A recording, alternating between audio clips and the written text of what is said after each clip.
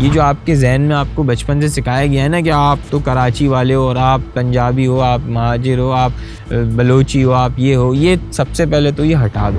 बाद आपने heroics school बनाया बलूचिस्तान में, डैम बनाया केपीके में, तो ये सारे जो आपने मंसूबे अपने बनाए हैं और जो प्रोजेक्ट्स हैं वो आपने कराची में क्यों नहीं बनाए? देखो कराची में ना बहुत सारी एनजीओज काम कर रही हैं, सब चीज़ें हो रही हैं अल्हम्दुलिल्लाह, और काफ़ी हद तक कराची फिर भी बहुत बड़ा है, उसको कवर नहीं कर पा रहे। बट बलूचिस्तान में हमने जहाँ स्कूल बनाया है ना यार, वहाँ पे वो बच्चे कभी स्कूल गए ही नहीं हैं, उनके माँ बाप भी कभी स्कूल नहीं गए।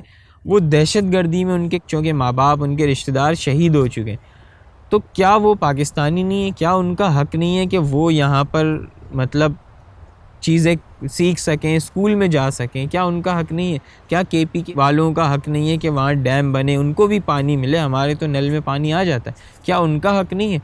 तो ये सोच सबसे पहले आप तोड़ दो कि वो केपीके में क्यों काम किया, बलूचिस्तान में क्यों किया, सिंध में क्यों किया, आपको कराची में करना चाहिए। मैं पाकिस्तानी हूँ, मैं कराची वाला नहीं हूँ भाई।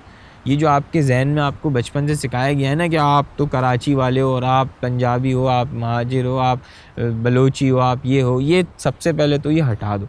ये हमारे पिछली जनरेशन की एक बहुत गलत आदत थी जो हमें ये बताती थी कि अपने रूट मत छोड़ो, अपनी बेस मत छोड़ो।